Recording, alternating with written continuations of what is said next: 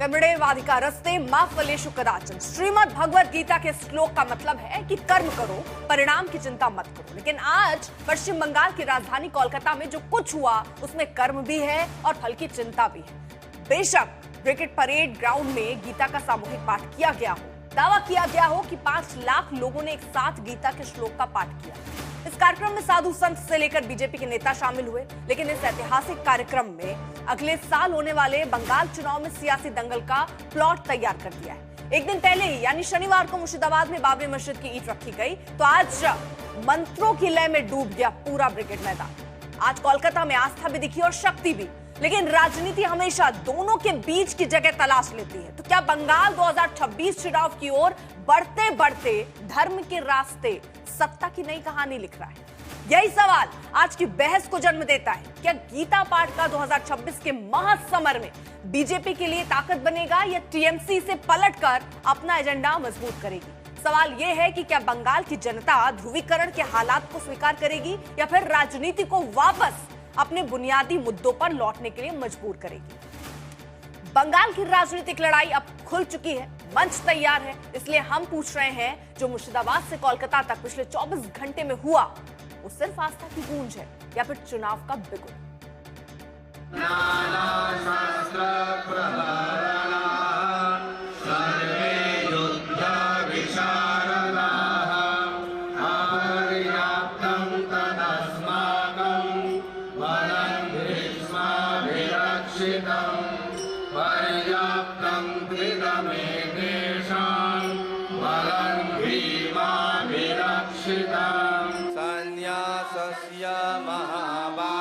ये अद्भुत नजारा है कोलकाता के ब्रिगेड परेड ग्राउंड का, जहां मंत्रों की गूंज है। सफेद पीले केसरिया रंगों से लहराता नजारा है।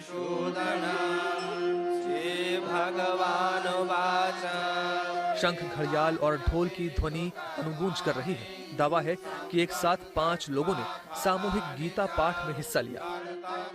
साधु संत सभी ने एक सुर में गीता के श्लोकों का पाठ किया। पश्चिम बंगाल के पागलों और हिंदुओं, यदि तुम एकता करोगे तो भारत हिंदू राष्ट्र होकर के रहेगा। भारत को आप निर्णय करना होगा, आप लोगों को गजवाए हिंद चाहते हो या भगवाए हिंद चाहते हो? भारत में तनातनी चाहते हो या सनातनी चाहते हो? हिंदुओं में फूट चाहते हो या एकता चाहते हो? कौन कौन हिंदू एकता चाहता है? कौन कौन भारत हिंदू राष्ट्र चाहता है? डरोगे तो नहीं, पीछे हटोगे तो नहीं। बंगाल के इतिहास में ऐसा नजारा देखा नहीं गया। मंच पर सुनाई देती हर आवाज, हर नारा, हर शंख ध्वनि बंगाल के लिए कुछ कह रहा है।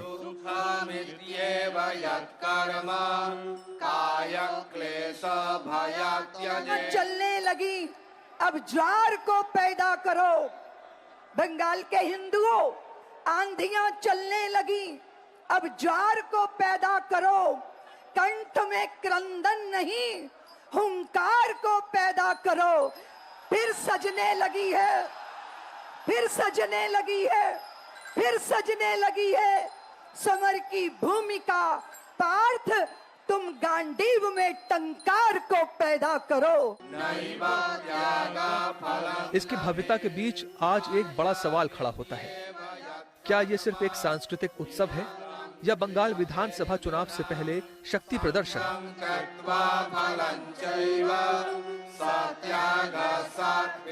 बंगाल की संस्कृति में आंदोलन की आग भी है, भक्ति की ध्वनि भी। टैगोर की कोमलता है, काली घाट की प्रखरता भी। पर आज 5 लाख कंठे गीता पाठ कार्यक्रम एक राजनीतिक संदेश भी दे रहा है। इसके साथ कोई राजनीति का संबंध नहीं है। हाँ, बाई प्रोडक्ट आप बोल सकते हैं कि राजनीति है, लेकिन राजनीति हम लोग इस मंच में नहीं लाना चाहते हैं। लेकिन आज बंगाल की स्थिति ऐसा है जहां पर बंगाल के हिंदू, बंगाल के क्रिश्चियन, बंगाल के सिख, बंगाल के और धर्म के लोग इंक्लूडिंग मुसलमान, उनके ऊपर अन्याय हो रहा है। आज हिंदू को कॉर्नर किया जा रहा है। हमारे जो पूजा है वो पूजा करने दिया जाता है। हम लोग बांग्ला का टीचर मांगते हैं तो गोली कर दिया जाता है। एक तरफ कल मुर्शिदाबाद में बाबरी नाम की मस्जिद की नींव, तो दूसरी तरफ आज कोलकाता में 5 लाख कंठों का गीता पाठ। दोनों घटनाएं प्रतीक हैं, लेकिन बंगाल की राजनीति में इन्हें प्रतीक बनाकर छोड़ा नहीं जा रहा। बंगाल में धर्म संस्कृति का हिस्सा है, हालांकि राजनीति का ईंधन कभी नहीं माना गया, लेकिन मौजूदा हालात को देखकर सवाल पूछना तो बनता है। क्या जनता की आस्था को राजनीतिक ईंधन बनाया जा रहा है? क्या 2026 का चुनाव इस बार विचारों की लड़ाई नहीं बल्कि धार्मिक प्रतीकों की जंग बनेगा? क्या बंगाल की सांस्कृतिक धड़कन को अब धार्मिक फ्रेमों में बांटा जा रहा है? टीएमसी से लेकर बीजेपी और कांग्रेस तक हर पार्टी इसे अपने हिसाब से पढ़ रही है। लेकिन क्या मुर्शिदाबाद की घटना और कोलकाता में गीता पाठ को बंगाल की जनता भी उसी राजनीतिक चश्मे से देख रही है? हालांकि जो तटस्थ है उनकी अपनी राय है। गीता तो हमारा भी परम पूज्य है, लेकिन गीता को सामने रखकर भाजपा, देखिए कौन लोग हैं वहां पे, वो तो पूरा भाजपा वाला लोग है। पॉलिटिकल गैदरिंग में नहीं उसका लोग आता है, इसीलिए कंफ्यूज करने के लिए गीता को सामने रख के, भगवान को सामने रख के वो पॉलिटिकल मार्केटिंग कर रहा है। वो भाजपा का कोई ऑर्गेनाइजेशन नहीं है, भाजपा का पूरा ग्रुपिज्म है, वो फिर हारने वाला है। बंगाल ने सदियों से टकराव देखे, लेकिन हर बार संस्कृति ने राजनीति पर जीत पाई। अब देखना यह है कि 2026 में कौन जीतता है, जनता की संस्कृति या नेताओं की रणनीति। बंगाल की मिट्टी इंतजार कर रही है, निर्णय जनता करेगी और फैसला इतिहास लिखेगा। कोलकाता से इंद्रजीत कुंडू के साथ आज तक ब्यूरो। मेहमान हमारे साथ जुड़ चुके हैं। अजय आलोक, प्रवक्ता बीजेपी के हमारे साथ हैं। अजय वर्मा, नेता कांग्रेस पार्टी के हमारे साथ हैं। तौसीफ अहमद खान, राजनीतिक विश्लेषक हैं, हमारे साथ मौजूद हैं। सत्यप्रकाश मिश्रा, राजनीतिक विश्लेषक। आशुतोष, राजनीतिक विश्लेषक, हमारे साथ इस वक्त मौजूद हैं। लेकिन हम सवालों की बौछार करें उससे पहले जो हमारे सवाल है दंगल के आज के, वो आपके सामने रख देते हैं। पहला बड़ा सवाल है कि क्या गीता पाठ का आयोजन बंगाल चुनाव से पहले सियासी प्रदर्शन है? दूसरा बड़ा सवाल, मुर्शिदाबाद में बाबरी की नींव, कोलकाता में गीता पाठ, क्या कहता है? तीसरा बड़ा सवाल, क्या 2026 का बंगाल चुनाव धर्म के मुद्दे पर लड़ा जाएगा? सबसे पहले अजय आलोक जी, मैं आपके साथ ही शुरुआत करना चाहूंगी, क्योंकि गीता में कहा गया है कि कर्म पर ध्यान दो, फल की चिंता ना करो। ये जो कुछ ये गीता पाठ हो रहा है, ये फल की चिंता ही है क्या? चुनाव ही है क्या? इसमें आप धर्म के रास्ते बंगाल की कुर्सी पाना चाहते हैं क्या? देखिए अर्पिता जी, अभी कहा गया, कितना अच्छा श्लोक पढ़े गए और कहा गया, कंठ में हुंकार लाओ, गांडीव की टंकार लाओ। ये क्या था? इस बंगाल की धरती ने देखा वंदे मातरम, स्वतंत्रता की पूरी आग पूरे देश में फैली इसी बंगाल की धरती से। बंगाल की धरती जब स्वतंत्रता दिलवा सकती है, तो आज लड़ाई है बंगाल की धरती में धार्मिक स्वतंत्रता की, जिसकी हमेशा कमी हो गई है। और ये जो 5 लाख का गीता पाठ हुआ है, ये संदेश है उन लोगों को कि फाइनल एक्शन डे बंगाल अब दोबारा नहीं देखेगा। जो यहाँ पे लगातार धार्मिक अनुष्ठानों का, धार्मिक पूजाओं का बिल्कुल जिस तरह से अनादर किया जा रहा था, पूजा पद्धति में रोक लगाई जा रही थी, वो सब तमाम चीजों पे एक रोक लगेगी। आज ये भीड़ जो गीता पाठ कर रही है, ये कोई राजनीतिक भीड़ नहीं थी। जहां तक हमारी बात है, हम धर्म के बिना राजनीति नहीं करते हैं, हम धर्म के साथ राजनीति करते हैं, हम अधर्म की राजनीति नहीं करते हैं। लेकिन ये जो गीता पाठ लोग जो कर रहे हैं, आज एक हुंकार के साथ कर रहे हैं, आज एक स्वाभिमान के साथ कर रहे हैं, आज एक विश्वास के साथ कर रहे हैं कि बंगाल ने जिस तरह से पूरे देश को वंदे मातरम दिया, बंगाल फिर से इस पूरे देश को धार्मिक आजादी भी देगा, जो कि कहीं से गलत नहीं है। ठीक है, गलत नहीं है। गलत मैं ये जानना चाह रही हूँ कि धीरेन्द्र कृष्ण शास्त्री, जब कोई मंच होता है जिस मंच में आपके तमाम नेता पहुंचते हैं, तो ये माना जाता है कि उस मंच से जो बातें कही जा रही हैं उस पर आपकी मर्जी क्या है, आप वो मानते हैं या नहीं मानते। वो कह रहे हैं तनातनी नहीं सनातनी चाहिए, है ना? वो कह रहे हैं गजवाए हिंद नहीं भगवाए हिंद चाहिए।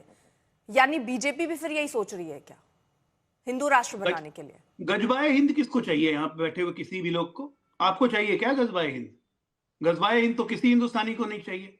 अब भगवा तो हमारे तिरंगा में है, तो भगवा हिंद क्यों ना हो? देखिए मैं आपको एक बात बताता हूं, ये जो सो कॉल्ड सेकुलरिज्म का नकाब लगा के आते हैं ना, ये सेकुलरिज्म कुछ नहीं है, ये राजनीतिक धर्मांतरण है। कोई मुसलमान को बोलिए जरा सेकुलर बनने, बन जाएगा क्या? कोई क्रिश्चियन को बोलिए सेकुलर बनने, बन जाएगा?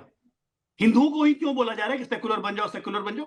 भूल जाए अपने बाप दादा को, अपने परदादा को, हिंदू राष्ट्र अपनी की तो विरासत बात को। कही जा रही है ना सर, यानी बीजेपी भी फिर हिंदू राष्ट्र की तरफ ही आगे भाई बढ़ेगी। ये हिंदू राष्ट्र तो है ही। आपके विचार और साधु संतों के विचार सेम है, हिंदू राष्ट्र। धीरेन्द्र शास्त्री बार बार कह रहे हैं हिंदू राष्ट्र बनाना है। मैं तो कह रहा हूं ये हिंदू राष्ट्र है ही, इसीलिए बच्चा चल रहा है। ये इस्लामिक राष्ट्र होता तो हिंदू नाम की चिड़िया बचती ही नहीं, रालिब गालिब चालिब हो जाता। कैथलिक राष्ट्र होता तब भी यही होता। ये हिंदू राष्ट्र है, इसलिए सबको ही है साथ में। इस हिंदू राष्ट्र की परिकल्पना ही इस देश को जीवित रखी हुई है। जिस दिन से ये परिकल्पना इस देश से खत्म हो जाएगी कि भारत हिंदू राष्ट्र नहीं है, ये देश नहीं बचेगा। लेकिन ये कैसा है फिर हिंदू राष्ट्र को लेकर आप जब ये बात कह रहे हैं, तो फिर सबका साथ सबका विकास कैसे? यानी आपका या तो वो एजेंडा है या तो हिंदू राष्ट्र एजेंडा है, दोनों में से फिर एक ही हो पाएगा ना सर? दोनों साथ साथ कैसे चलेंगे? दोनों साथ ही साथ चल रहे हैं ना, पिछले इतने पूरा 500 साल से दोनों साथ ही साथ चल रहे हैं। वो इसलिए चल रहे हैं कि 80 से 82% हिंदू हैं, घट गए, पहले 90% थे, अब 82% हो गए, लेकिन 82% है इसलिए सबको साथ लेके चल रहे हैं। सबका साथ सबका प्रयास सबका विकास कहते हैं। लेकिन जिस दिन ये 82% घट के 50% या 40% पे आ गया, 40 को 0 बदलने में समय नहीं लगेगा, ये सबको ही जानते हैं। लेकिन अपनी राजनीतिक भावना के कारण, अपने मन के एक विचारधारा के कारण इस बात को मानने से कभी स्वीकार नहीं करेंगे। लेकिन सच्चाई यही है, क्योंकि ये हमने देखा है अपने अगल बगल कैसे होते हुए। ठीक, अजय जी जब आप इतना सब बता रहे हैं, मुझे ये बताइए ना हमारे संविधान में क्या लिखा है? क्या कहीं हिंदू राष्ट्र का जिक्र है? संविधान में कहीं हिंदू राष्ट्र का जिक्र नहीं है। मैं ये नहीं कह रहा हूं, आप ये कह रहे हैं कि हिंदू राष्ट्र है। जो हम लोग समझते हैं वो ये है कि ये देश सबका है, ये जितना हिंदुओं का है उतना मुसलमान का भी है, जितना सिखों का है उतना ईसाइयों का भी है। हिंदू राष्ट्र ही क्यों? आप जब ये बात कहते हैं तो आप क्या बांट नहीं रहे हैं? क्या आप तोड़ने की राजनीति नहीं कर रहे हैं? क्या आप हिंदू मुसलमान में, सिख ईसाई में बंटवारा नहीं कर रहे हैं? देखिए अर्पिता जी, जहां तक रही कि हिंदू ईसाई सिख मुस्लिम, ये बंटवारा की जो आप बात कर रही हैं, धार्मिक पद्धति के हिसाब से सब बटे हुए हैं, लेकिन एक राष्ट्र की पद्धति से सभी इस राष्ट्र में। हिंदुत्व की विचारधारा, हिंदुत्व की सोच इस देश के कण कण में। भारत राष्ट्र में है ना, हिंदू राष्ट्र में नहीं ना, भारत राष्ट्र है ना सर। अब उसको आप अपनी नई परिकल्पना हिंदू राष्ट्र दे रहे हैं और फिर कह रहे हैं सब पूरा हिंदू राष्ट्र ही है। भाई अब किसी को मानना है कि भारत इस्लामिक राष्ट्र बन जाए, 1947 गजबाए हिंद भारत एक इस्लामिक राष्ट्र। सर मानने से तो हिंदू राष्ट्र भी नहीं बन जाएगा सर, उसके लिए तो कदम उठाना पड़ेगा। आप उठाएंगे ऐसा, सरकार कोई कदम उठाएंगे हिंदू राष्ट्र बनाने के लिए? ऐसा है कि हम क्या कह रहे हैं, संवैधानिक रूप से भारत सबके लिए है, लेकिन धार्मिक रूप से, आत्मिक रूप से, मौलिक रूप से भारत हिंदू राष्ट्र था, है और रहेगा। ठीक है, तौसीफ अहमद खान, एक रिएक्शन आपका। देखिए अजय आलोक जी ने शुरू भी इसी बात से किया और आखिर खत्म भी इसी बात से किया कि हिंदू हिंदू हिंदू, और यही जो है, यही प्लेग है, यही बीमारी है और यही फूट डाला गया था ब्रिटिश समय से। और जो ब्रिटिश के जो चाटुकारिता लोग थे, जो ब्रिटिश के खबरी लोग थे, जो ब्रिटिश को पत्र लिखा करते थे, माफ कर दीजिए हम आपके लॉयल रहेंगे, उन्हीं लोगों के जो कुछ वंश आज बचे हुए हैं जो ये बात को आज भी रिपीट करते हैं। हमारा देश जो आजाद हुआ, जब लोगों ने, भारतीयों ने जो अपनी कुर्बानी दी, अपनी जान दी, वो ये नहीं देखते थे कि मैं हिंदू हूं, सिर्फ मैं जान दूंगा, मैं मुसलमान हूं, मैं जान नहीं दूंगा। बना लिया भारत को। जब देश आजाद हुआ तो धर्म के आधार पर मुसलमान देखते थे। अजय आलोक जी आप बीच में मत बोलिए, ये आपका खरीदा हुआ चैनल नहीं है। क्या बोल रहे हैं? खरीदा हुआ चैनल नहीं है, खामोश हो जाइए, बीच में मत बोलिए। खरीदा हुआ चैनल नहीं है, जरा अपने शब्दों का चयन सही रखिए। और दूसरी चीज अपने बारे में टाइम पर बोलिएगा, चुप से बैठे रहिए आप।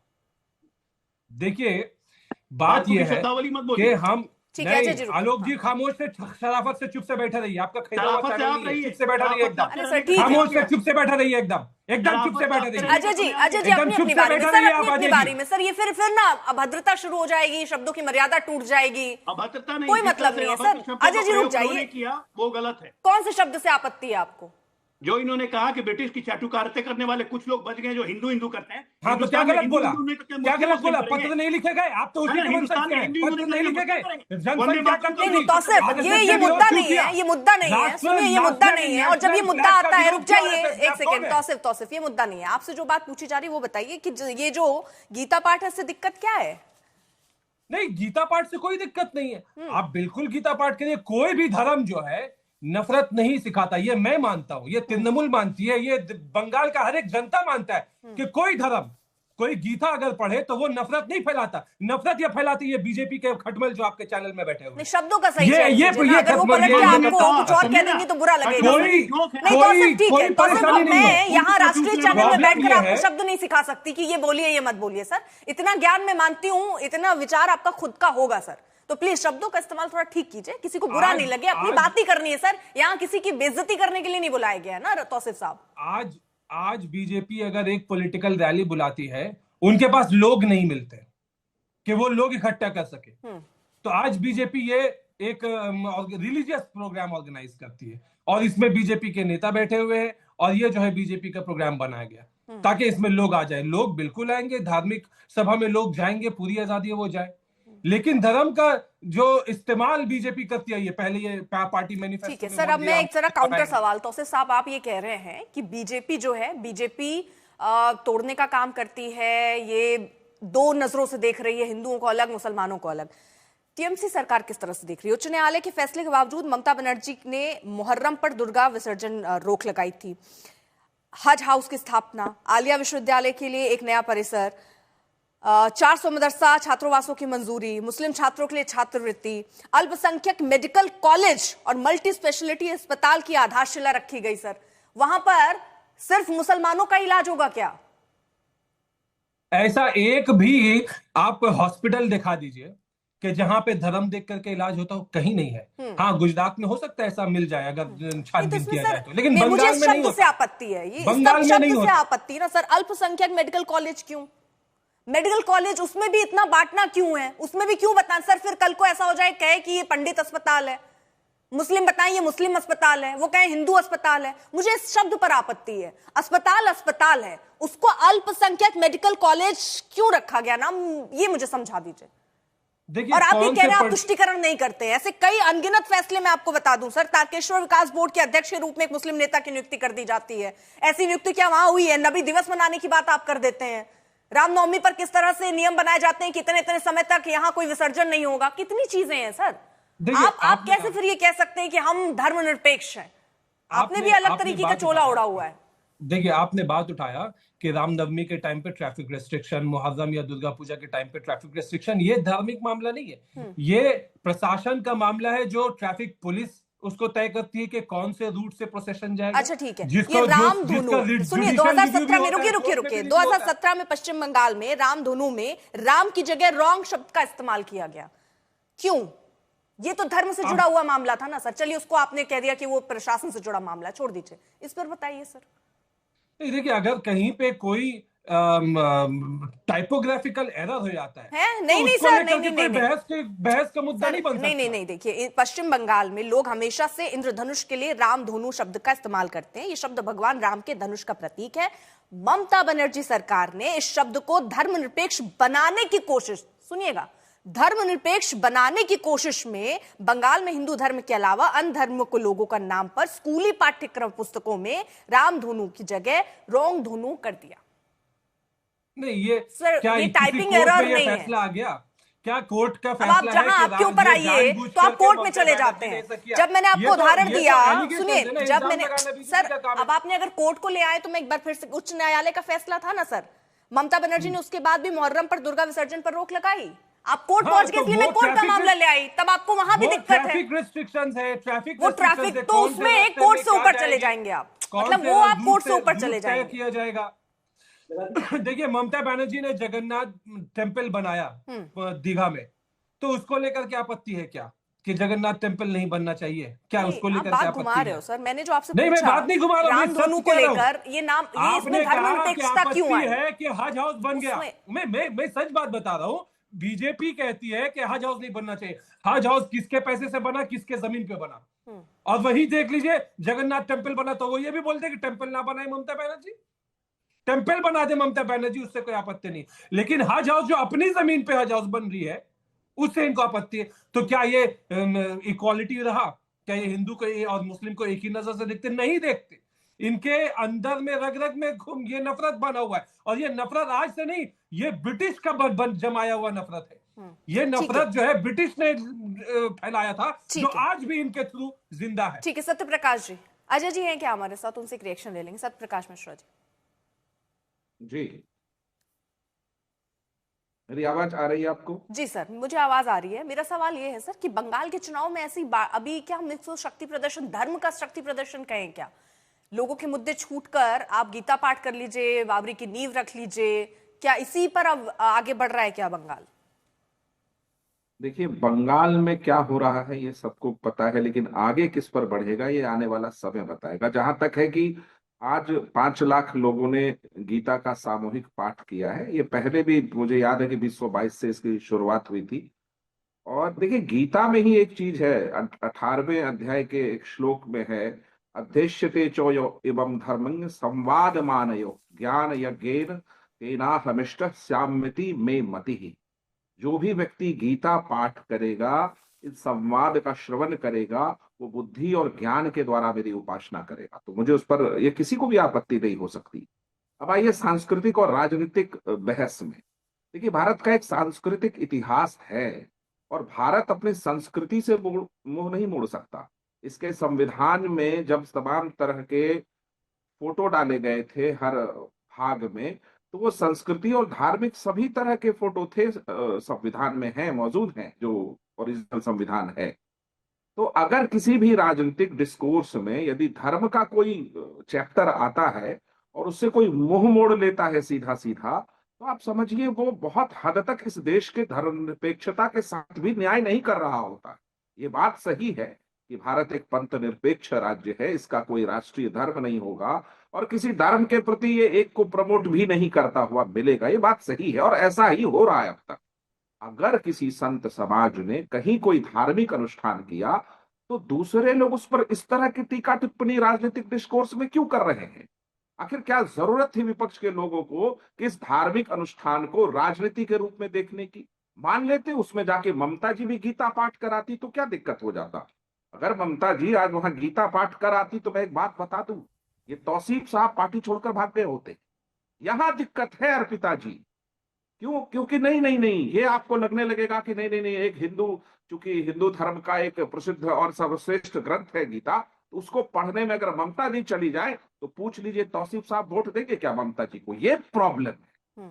इफ्तार पार्टी होती इस देश में, मैं खुद जाता हूँ, मैं जामिया मिलिया इस्लामिया का प्रोडक्ट हूँ। ठीक है। मेरा विश्वविद्यालय रहा है धर्मनिरपेक्ष आजादी के आंदोलन में। दिक्कत क्या है, जो अजय आलोक जी ने कहा कि अगर कहीं भी, जैसे उन्होंने आरोप लगा दिया कि ब्रिटिश राज के पहले, अरे इस बात को समझिए, सबने मिलकर आजादी दी और जो पाकिस्तान बटा वो इस्लामिक राष्ट्र बना। जो लोग वहां नहीं गए, जिन्होंने इस मिट्टी से प्यार किया, सब लोग इस देश के नागरिक हैं। सभी लोग इस सनातनी संस्कृति कह लीजिए, भारतीय संस्कृति कह लीजिए, उसके बहते हुए धारा के अलग अलग प्रतिबिंब है। तो सबका शामिल होना है। वो कहते हैं ना, सभी का खून है शामिल यहाँ की मिट्टी में, तो मैं उससे सहमत हूं। लेकिन किसी एक धर्म को इस तरह कह देना, और जो वो आशुतोष जी बैठे वो बताएंगे कि बाबरी का जो वो निर्माण का जो शिलालेख वहां लगाया गया है, वो क्या मैसेज देता है? ठीक है, आशुतोष जी, एक नई राह पे, मुर्शिदाबाद में बाबरी की नींव। जी सर, बंगाल एक नई राह जरूर जाएगा और वो नई राह क्या होगी आने वाला समय बताएगा। ठीक है, आशुतोष जी, मुर्शिदाबाद में बाबरी की नींव, कोलकाता में गीता पाठ, क्या कहते हैं? देखिए, भारत का जो संविधान है उसके अनुच्छेद 25 साफ तौर पर कहता है किसी को भी अपने धर्म के को प्रमोट करने के लिए किसी भी धार्मिक स्थल के निर्माण की इजाजत देता है। लेकिन अगर अयोध्या से सैकड़ों मील दूर अचानक किसी व्यक्ति को यह ध्यान आ जाए कि मुझे वहां बाबरी मस्जिद बनानी है, तो यह प्रॉब्लमेटिक है और इसकी निंदा होनी चाहिए। उनका अधिकार है, वो चाहे तो बना सकते हैं, लेकिन बाबरी नाम देने की जरूरत क्या? आप कहिए कि हम मॉस्क बनाना चाहते हैं, मस्जिद बनाना चाहते हैं, उसमें क्या दिक्कत है? और फिर अचानक वहां सैकड़ों हजारों की संख्या में लोग दिखाई पड़ने लगते हैं। उसके अगले ही दिन आप देखिए लाखों की संख्या में, हजारों की संख्या में गीता पाठ होने लगता है। इसका क्या अर्थ है? इसका अर्थ यह है कि पश्चिम बंगाल के विधानसभा चुनाव के पहले पश्चिम बंगाल को राजनीतिक तौर पर गरमाने की कोशिश की जा रही है। हुमायूं कबीर कोई बहुत दूध के धुले पाक साहब तो है नहीं कि अचानक उनको बाबरी मस्जिद की याद आ गई, अचानक उनको ध्यान आ गया कि बाबरी मस्जिद बननी चाहिए यहां पे। आप क्या आपको क्या मुसलमानों ने आपको ये हिदायत दी है क्या कि आप जाके बाबरी मस्जिद बनाए? आप मस्जिद बनाइए ना, किसने आपको रोका है? सुप्रीम कोर्ट का ऑर्डर है, अयोध्या के अंदर जमीन बाकायदा दी गई है, वहां बाबरी मस्जिद बननी चाहिए या जो भी मस्जिद बननी चाहिए, वहां अगर निर्माण होता है तो किसी को आपत्ति नहीं होगी। लेकिन अगर अचानक ये कहा जाए कि नहीं हम तो बाबरी मस्जिद बनाएंगे और सैकड़ों मील दूर बनाएंगे, तो इसका अर्थ यह है इसके पीछे जरूर कोई ना कोई राजनीतिक साजिश है और गहरी राजनीतिक साजिश है, इसके अलावा और कुछ नहीं है। हाँ, और चूंकि ये विधानसभा चुनाव के पहले की स्थिति पैदा की जा रही है, इसलिए पश्चिम बंगाल को धार्मिक आधार पे हिंदू मुसलमान के मसले पर बांटने की एक बड़ी साजिश की जा रही है। कौन लोग कर रहे हैं, अब ये क्या बताया जाए इस बारे में? ठीक है अजय वर्मा जी, मैं बस जल्दी से आ रही हूँ, तौसिफ का इस पर रिएक्शन लेना चाहूंगी मैं। तौसिफ, देखिए, ये हुमायूं कबीर ने जो काम किया है इसकी तो निंदा पार्टी में की गई और पार्टी ने उसको निकाल भी दिया। और ये पहली दफा नहीं है कि शो कॉज नोटिस दिया गया हो। हुमायूं कबीर को पहले भी शो कॉज नोटिस दिया गया था और वो इससे पहले, आज से 2-4 महीना पहले डिक्लेयर भी कर चुके कि मैं अपना अलग पॉलिटिकल पार्टी बनाऊंगा। तो ये बंगाल में धर्म की राजनीति जहां स्टार्ट होती है बीजेपी को फायदा होता है। बंगाल में धर्म, मुस्लिम धर्म का नाम लेकर के कोई नया पॉलिटिकल पार्टी बनेगा तो इसका भी फायदा बीजेपी को होगा। तो इसलिए सवाल बार बार पूछा जा रहा है कि ये हुमायूं कबीर किसके इशारे में, किसके फायदे के लिए काम कर रहा है। क्योंकि अगर सच में नियत होता कि मैं जो हूं, मैं पूजा पाठ करूंगा, मैं इबादत करूंगा खुदा का, तो उसमें बहुत ही सिंपल सा सवाल उठता है कि भाई क्यों बाबरी का नाम देना? आप कुछ भी नाम दे सकते हैं, आप हॉस्पिटल बनाइए, आपको जो बनाना है बनाइए, जैसे उन्होंने कहा हम हॉस्पिटल बनाएंगे। ठीक है, लेकिन इस मुद्दे अजय जी, इस पर आप जवाब दे लीजिएगा। अजय वर्मा जी के पास मैं नहीं जा पाई हूँ, एक छोटा सा रिएक्शन उनसे ले लेती हूँ, फिर अजय आलोक इस पर जवाब। हाँ अजय वर्मा जी। देखिए, छोटा नहीं, मुझे थोड़ा सा सुन लीजिए, मैं भी 20 मिनट से सुन रहा हूँ। अर्पिता जी, देखिए, गीता का एक श्लोक है धर्म और अवतार के संबंध में, अध्याय 4 और 7 आराध। यदा यदा ही धर्मस्य ग्लानि भक्ति भारतम अभ्युत्थानम धर्मस्य तदात्मानम सुजाभ्रयम परित्राणाय च साधु नामम विनाशाय च दुष्कृतम धर्म संस्थापना धरय संभवामि युग युग। अर्थात भारत जब जब धर्म की हानि और धर्म की वृद्धि होती है तब तब मैं वहां स्वयं को उत्पन्न करता हूं और अवतार लेता हूं और दुष्टों का सर्वनाश करता हूं। अब मैं एक चीज पूछना चाहता हूं, गीता को आप पॉलिटिकल हथियार क्यों बनाना चाहते हैं? ये गलत है। हमारा ये धार्मिक ग्रंथ है, गीता हुआ, रामायण हुआ, शिव पुराण हुआ। कोलकाता की जिस ब्रिगेड में, या एक जो बाबरी के लिए जो हुमायूं कबीर ने करा था, अर्पिता जी क्या आपने पूछा है? मैं पूछना चाहता हूं कि क्या वहां उसको परमिशन थी उसे करने की? नहीं तो ये भारत संविधान से चलता है। दूसरा, आज ये जो ब्रिगेड मैदान है, 988 एकड़ इसका एरिया है। मुझे नहीं पता, ये बताने को 10 लाख लोग बता दें, चलो जितने भी आ जाए आगे, ये इनकी गिनती है। चूंकि कुंभ में इन पर गिनती नहीं होती थी कई दिनों तक, और इसकी गिनती 1 घंटे में इन्होंने कर ली है बीजेपी के लोगों ने। तो मैं पूछना चाहता हूं कि क्या इसकी परमिशन थी वहां? अगर परमिशन नहीं थी तो इतना बड़ा हादसा जैसे यूपी में करा था, 241 लोग मारे गए थे एक महाराज जी के प्रोग्राम में, अगर खुदा न खास्ता कोई कांड होता था, जैसे आज गोवा में सरकार की विफलता की वजह से एक नाइट क्लब को लाइसेंस नहीं था और वहां 25 से ज्यादा लोग जल के मर गए और बहुत ज्यादा 50 घायल है और 6 सीरियस घायल है। तो मैं ये पूछना चाहता हूं कि आखिर कि इस चुनाव के लिए ये गीता का पाठ हिमालय में क्यों नहीं हुआ? मतलब ये गीता का पाठ हिमाचल में, उत्तराखंड में, देवभूमि में क्यों नहीं हुआ? ये सहयोग है या प्रयोग है? ये भारतीय जनता पार्टी का, सुन लीजिए, राज्यपाल एक जनता का प्रतिनिधि नहीं होता, राज्यपाल सरकार का प्रतिनिधि होता। क्या राज्यपाल वहां जा सकते हैं? आज तक तो ऐसी परिपाटी हमने हिंदुस्तान में देखी नहीं कि राज्यपाल में गए। इसका मतलब संदेश ये है, देश की सरकार सीधा सीधा इनका प्रयोग है, जिसमें भारतीय जनता पार्टी किसी भी माध्यम से वहां के सोशल फैब्रिक को खत्म करके भारत के संविधान को हिलाना और भारत के संविधान को बदलना चाहती है, जो ये भारत के लोग होने नहीं देंगे। अभी कहा था आशुतोष जी ने कि अनुच्छेद 25 आर्टिकल 25 सबको फ्रीडम ऑफ वर्शिप देता है, ठीक है, लेकिन अब इसके पीछे एक और रहस्य उद्घाटन कर दूं मैं, अजय लोग जी नहीं बताएंगे, बीजेपी के लोग नहीं बताएंगे।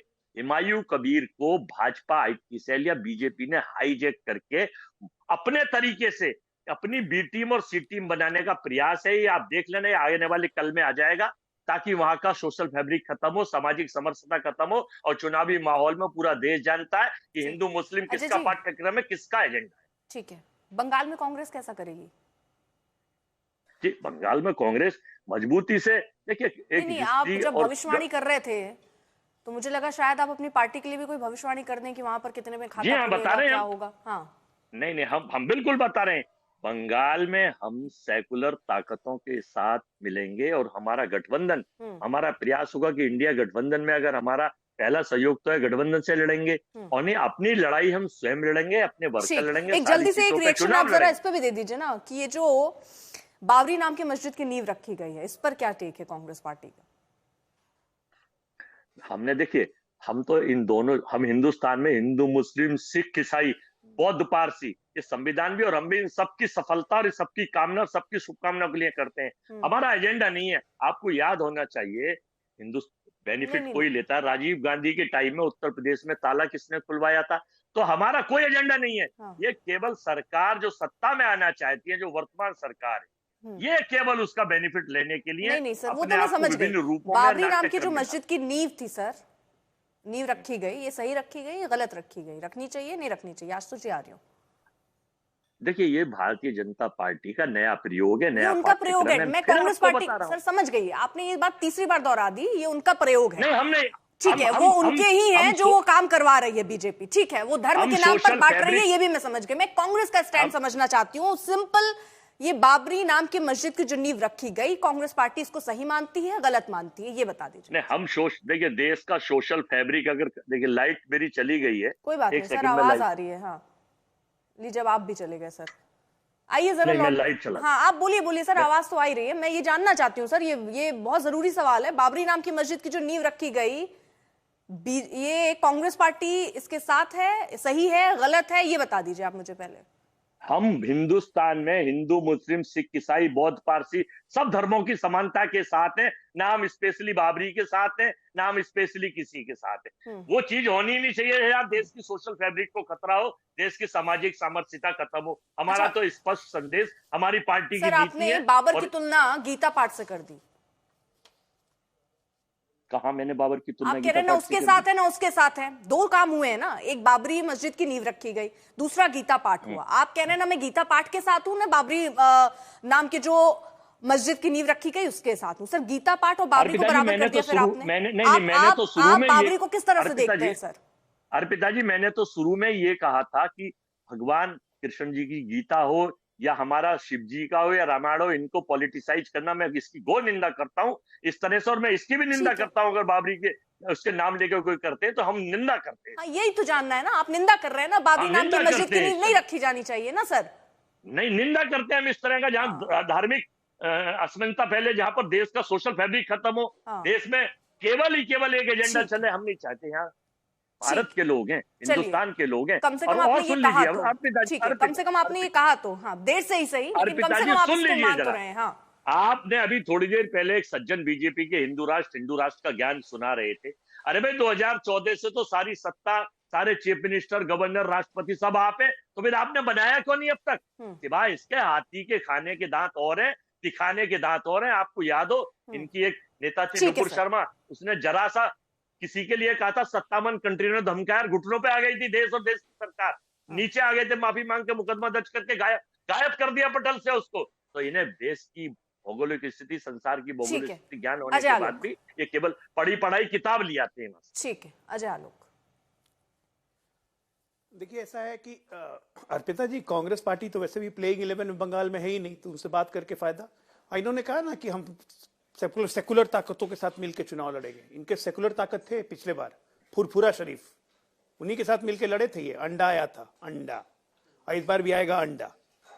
धर्म का अनादर करके इन्होंने, इस कांग्रेसी इकोसिस्टम ने आजादी के बाद से लेकर आज तक एक नया रिलीजन तैयार किया, सेकुलरिज्म, जो अपनी परंपराओं को छोड़ के सेकुलरिज्म, आप सेकुलरिज्म नाम के रिलीजन में घुस जाइए। ये एक झूठा का आडंबर है और कुछ नहीं। और तौसीफ खान जो बोल रहे थे कि हम ये नहीं करते, वो नहीं करते, याद दिलाता हूं, मेमोरी लोग की बड़ी कमजोर है। जिस राज्य की मुख्यमंत्री बोले कि मुसलमानों की बात माननी पड़ती है, गलत भी, क्योंकि वो दूध देने वाली गाय हैं, तो ऐसे राज्य का भला नहीं होगा। जिस राज्य का मंत्री ये बोले कलकत्ता के एक मोहल्ले को दिखा के कि ये मेरा मिनी पाकिस्तान है, तो ऐसे राज्य में ऐसे मंत्रियों से भला नहीं होगा। जहां दुर्गा पूजा विसर्जन को रोका जाए, जिसमें हाईकोर्ट को आना पड़े, जहां लगातार हिंदुओं को मुर्शिदाबाद में चुन चुन के मारा जाए, निकाला जाए, और एक दहशत का माहौल बने, जहां चिकन नेक को काटने की बात हो, वैसे जगह पर आप ये देखिए कि एक SIR क्या हुआ कितने लाख के लाख बांग्लादेशी वापस लौट रहे हैं। क्या बना के रखा हुआ था बंगाल को? और एक गीता पाठ से परेशानी हो रही है, हिंदू जागृति से परेशानी हो रही है। जागृति हिंदू की तो पूरे देश में हो रही है, और उसी के कारण है कांग्रेस साफ होती जा रही है और जितने मुस्लिम परस्त है वो साफ होते जा रहे हैं। आप ये देखिए, ये इस्लाम को ही मानने वाले लोग नहीं है। इस्लाम को लोग कहते हैं ना रिलीजन ऑफ पीस, शांति का रिलीजन। ये इस्लाम को रिलीजन ऑफ पीसेस बना दिया है लोगों ने। बाबर जो एक आक्रांता था, जिसे लाखों लोगों की हत्या की होगी, कितने लोगों को काटा होगा, 1000 हिंदुओं की हत्या करने पर गाजी की जिसको उपाधि मिली, उसके नाम से मस्जिद बननी चाहिए। ये इस्लाम का ज्ञान है। और सऊदी क्या आ गए थे मौलवी इस मस्जिद की नींव रखवाने के लिए? 70 करोड़ रुपए इकट्ठा हो गए एक दिन में। ये इस्लाम का मजाक बना रहे हैं ये लोग। एक धर्म पुरुष, एक अच्छे लोग के नाम पे मंदिर मस्जिद रखा जाता है, बाबर के नाम से आप मस्जिद बनाएंगे? ये सोचिए कि कितनी विकराल है। ये देश को आक्रांत करने वाली सोच। ठीक है, ठीक है। है। उसका देखा देखी ग्रेटर हैदराबाद में भी आज हो गया, यहां भी हम बाबरी मस्जिद बनाएंगे। ठीक है, आशुतोष जी। देखिए, मुझे तो ये उम्मीद थी कि इस बार 2026 का जो विधानसभा का चुनाव पश्चिम बंगाल का होगा और रोटी कपड़ा और मकान के मसले पर होगा। ममता बनर्जी वहां तीसरी बार मुख्यमंत्री बनी है, उनसे यह सवाल पूछा जाना चाहिए कि पर कैपिटा इनकम में आज भी पश्चिम बंगाल 21वें नंबर पर क्यों है? राष्ट्रीय एवरेज $28 का है और पश्चिम बंगाल के अंदर पर कैपिटा इनकम $2400 का है। अगर इस पे राजनीति हो, इस पे ममता बनर्जी की सरकार को घेरा जाए, तो हमारे ख्याल से इस देश की भी स्थिति कुछ बेहतर होगी और साथ ही साथ पश्चिम बंगाल का भी भला होगा। लेकिन जब सारी राजनीति धर्म के इर्द गिर्द हो जाती है, कि मैं इसमें बहुत अगर आप मुझे 30 सेकंड का वक्त देंगे जी। ये जो रहस्यमय तरीके से अचानक हुमायूं कबीर ने अचानक खड़े हो गए हैं, ये बाबरी मस्जिद के साथ कुछ ऐसा रहस्यमय है। 1949 में अचानक रहस्यमय तरीके से भगवान वहां प्रकट हुए और इसका सुप्रीम कोर्ट ने बाकायदा जिक्र किया है कि कैसे वहां पर मूर्ति रखी गई। 1984 तक विश्व हिंदू परिषद ने इसकी कोई सुध नहीं ली। भारतीय जनता पार्टी के एजेंडे में कहीं नहीं था। रामलला का मंदिर तब भी था, बाबरी मस्जिद तब भी थी। आपको 1949 से लेकर 84 तक आप अचानक क्या कर रहे थे? और 1986 में अचानक कांग्रेस पार्टी की सरकार थी, रहस्यमय तरीके से ताला खुल गया और 45 मिनट के अंदर वहां दूरदर्शन की टीम भी पहुंच गई, उसका लाइव ब्रॉडकास्ट भी हो गया। ये जो रहस्यमय, और फिर अब अचानक आप देख लीजिए हुमायूं कबीर अचानक पैदा हो गए रहस्यमय तरीके से बाबरी। ये जो रहस्यमय है, दरअसल ये एक बहुत गहरी राजनीति का हिस्सा है। इसलिए मैंने कहा ये राजनीति देश को तोड़ने वाली राजनीति है, जोड़ने वाली राजनीति नहीं है। लेकिन आशुतोष, मुझे इस पे 2-3 सवाल है। एक तो मैं बंगाल के लिहाज से ये समझना चाहती हूँ कि अगर ये राजनीति जो आप इशारा कर रहे हैं उसको मैं शब्दों में अगर बोल दूं, आपको लगता है कि बीजेपी की तरफ से ही है जो कहीं ना कहीं से साजिश रचकर ये किया जा रहा है, तो बंगाल के परिदृश्य में सर आपको क्या लगता है, अगर ऐसी साजिश रची जा रही है तो किसको फायदा हो सकता है, किसको नुकसान? क्या बीजेपी को वहां फायदा हो जाएगा? पहला सवाल। दूसरा सर, मैं ये जानना चाहती हूँ, अगर आप ये कह रहे हैं कि तोड़ने की राजनीति हो रही है, तो इतने समय से बीजेपी कैसे सत्ता में है? अगर वो हिंदू मुसलमान बांट रही है तो सारे हिंदुओं को भी रियलाइज होना चाहिए, मुसलमानों को भी रियलाइज होना चाहिए। 2016 में 6% मुस्लिम वोट करते हैं बंगाल में, 7% मुस्लिम वोट अगले मतलब बढ़ता है बीजेपी का वो मुस्लिम परसेंटेज के हिसाब से देखें तो, यानी मुस्लिम भी सपोर्ट कर रहा है बीजेपी को। देखिए अर्पिता जी, अगर मेरे पास सबूत होगा कि भारतीय जनता पार्टी के इशारे पे कर रहे हैं वो, या ममता बनर्जी के इशारे पे कर रहे हैं, मैं खुल के बोलूंगा। मैं I don't mince my words. मेरे पास ऐसा कोई सबूत नहीं कि मैं इसके लिए भारतीय जनता पार्टी को जिम्मेदार ठहराऊं या ममता बनर्जी को जिम्मेदार ठहराऊं, लेकिन मैं ये पैटर्न साफ तौर पर देख रहा हूं।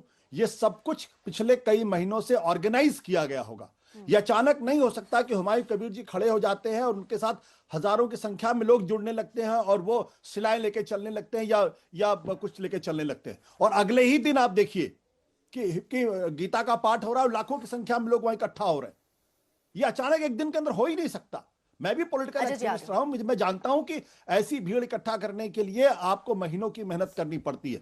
इसका मतलब साफ है, कुछ ऐसी शक्तियां पश्चिम बंगाल के अंदर हैं जो पश्चिम बंगाल के विधानसभा चुनाव के मद्देनजर वहां की राजनीति को धार्मिक आधार पर लाके ध्रुवीकरण की राजनीति करना चाहती। अगर मेरे पास सबूत होगा कि ममता बनर्जी कर रही हैं, मैं ममता बनर्जी का नाम लूंगा, और अगर मेरे पास सबूत होगा कि बीजेपी कर, बीजेपी के नाम लूंगा। लेकिन मैं फिर इस बात को दोहराना चाहता हूं, उदाहरण से, क्योंकि आप जब राम मंदिर का उदाहरण उधर दे रहे हैं कि वहां पर मूर्ति कैसे आ गई, उस उदाहरण से अगर जोड़ते हुए देखूं तो फिर वो ममता पर कैसे आप कह सकते हैं? फिर तो एक ही तरफ इशारा है सर। आपने नहीं सुना मैंने कहा कि 1986 में जब राजीव गांधी की सरकार थी, अचानक अदालत का फैसला आया और 45 मिनट के अंदर दिल्ली से वहां दूरदर्शन की टीम भी पहुंच गई। 45 मिनट के अंदर, यह असंभव है। इसका मतलब यह है कि राजीव गांधी की सरकार ने जो ताला खुलवाया था वो भी एक पूरी योजना का हिस्सा था, और जो 1949 में वो भी एक पूरी योजना का हिस्सा था, और 1984 में, और एक बात बता दूं आपको, बाबरी मस्जिद का सवाल सबसे पहले दाऊदयाल खन्ना ने उठाया था, भारतीय जनता पार्टी ने नहीं उठाया था, न विश्व हिंदू परिषद ने उठाया था। लेकिन जब 1984 में जब विज्ञान भवन के अंदर जब पहली धर्म संसद हुई, उसमें आपने देखा कि वहां पर राम मंदिर का सवाल खड़ा हो गया। तो मैं ये कह रहा हूं कि ये जो अचानक प्रेम पैदा लोगों को हो जा रहा है, भाई 1949 से वहां पे बाबरी मस्जिद में रामलला के प्रकट हुए थे, तो 84 तक आप क्या कर रहे थे? ठीक है अजय जी एक रिएक्शन फिर सत्यप्रकाश जी आ रही हूं उसके बाद। अजय जी, मैं आशुतोष जी को पहले ये बता देना चाहता हूं कि गीता पाठ का जो आयोजन आशुतोष जी हुआ है आज, वो आज तुरंत नहीं हुआ कि आज ही कर लेना है, क्योंकि कल बाबरी का शिलान्यास हुआ था। 3 महीने पूर्व से इसकी घोषणा की गई थी, बाकायदा परमिशन लिया गया था, राज्यपाल भी गए थे। ये बिल्कुल ऑर्गेनाइज था, ठीक कह रहे हैं, अचानक नहीं हुआ। और ये जो हुमायूं कबीर है, इसने भी अचानक नहीं किया। आज से 2 महीने 11 दिन पहले इसने घोषणा की थी कि मैं मुर्शिदाबाद में बाबरी मस्जिद बनाऊंगा। ममता दीदी चुप रही, उस वक्त कुछ नहीं किया। ये सब निलंबन उल्लंघन का ड्रामा आज से 10 दिन पहले हुआ है, 4 दिन पहले हुआ है। इनको पार्टी से निकाला गया 4-5 दिन पहले। 2.5 महीने तक क्या मुंह में दही जमी हुई थी लोगों के? ये जानबूझ के तो कर ही रहे हैं ताकि मुस्लिम वोटों का डिवीजन नहीं हो और हिंदुओं को बांट दो। ये तो किया ही जा रहा है जानबूझ के। इस पे किसको आपको इतना बताने की क्या जरूरत है? खुलेआम नंगेपन इस देश ने तुष्टीकरण देखा है पिछले 75 साल में। अगर आशुतोष आपको नहीं दिखता है तब तो अब माशाअल्लाह सुभान अल्लाह कमाल के हैं। लेकिन अब माशाअल्लाह सुभान अल्लाह बोलने की जगह लोग या अल्लाह कर रहे हैं ये गीता पाठ देख के। दिक्कत ये है अब या अल्लाह ही करेंगे। माशाअल्लाह सुभान अल्लाह का समय गया। हिंदू जागृति और हिंदू चेतना को देख के अगर किसी को दुख होता है, होता रहे। हम लोग उसके लिए अपॉलोजेटिक नहीं है। हम गर्व है कि हिंदू जागृति हो रही है और होना भी चाहिए और एकजुटता रहनी चाहिए। ठीक है, देश तभी बचा जल्दी से रहेगा आप कर दीजिए। अगर हिंदू सत्यप्रकाश जी भी कुछ बोलना चाह रहे हैं। हाँ आशुतोष, देखिए मैं तो मैं आलोक जी का बड़ा, मेरे पास वक्त कम। आलोक जी के मुंह से बड़ा अच्छा लगा है सुन के। माशाल्लाह वो अभी भी याद करते हैं। मुझे तो लगा था शायद ये शब्द भूल गए होंगे। मैं ये बात मजाक में कर रहा हूँ, बुरा न माने मेरी बात का। महत्वपूर्ण सवाल क्या है, इस देश के अंदर नागरिकों की बात होगी या हिंदू मुसलमान सिख ईसाई की बात होगी, भारतीय की बात होगी या फिर अलग अलग धर्मों के लोगों की पहचान के आधार पर वोट डाला जाएगा? मैं इस बात की पूरी तरीके से भर्त्सना करता हूं जो मुस्लिम तुष्टीकरण की पॉलिटिक्स करते हैं। उन्हीं शब्दों में मैं उन लोगों की भी भर्त्सना करता हूं जो हिंदू तुष्टीकरण की बात करते हैं। ये जो हिंदू तुष्टीकरण हो रहा है, ये जो मुस्लिम तुष्टीकरण हो रहा है, ये हिंदुस्तान की राजनीति के लिए बहुत खतरनाक है। और आने वाले समय में इसका जो स्वरूप हम देखने जा रहे हैं वो आज सोचकर भी डर लगता है। इसलिए भारतीयता की बात करिए, भारतीयपन की बात करिए, भारतीय की बात करिए, सिटीजनशिप की बात करिए। बाकी जो धर्म है वो हमारा निजी अनुभव है, वो हमारी अंतर यात्रा है। वो चाहे इस्लाम के लिए हो, चाहे मुसलमान के लिए हो, चाहे हिंदू के लिए हो, चाहे किसी के लिए हो, वो सब पे लागू होता है। ये जो धर्म के आधार पर लोगों को भड़काने की जो कोशिश की जा रही है, चाहे कोई भी करे, उसकी निंदा होनी चाहिए। और अजय आलोक जी को भी उसकी निंदा करनी चाहिए। चाहे मुस्लिम तुष्टीकरण हो, चाहे हिंदू तुष्टीकरण हो, दोनों ही खराब है, दोनों ही देश को तोड़ेगी। ठीक है, अगर वक्त है तो सत्यप्रकाश, खैर अब समय इतने की इजाजत देता है, लेकिन जो एक बात है, मूल जो समझ में आता है वो यही है कि आखिरकार जब तक धर्म के नाम पर राजनीति तब तक होती रहेगी जब तक हम धर्म के आधार पर, जाति के आधार पर वोट करते रहेंगे। जब हम विकास के राहों पर आगे बढ़ेंगे और विकास के नाम पर मतदान करेंगे तो जो नेता है वो भी बाध्य हो जाएंगे, मजबूर हो जाएंगे विकास का एजेंडा ही आपके सामने रखने के लिए।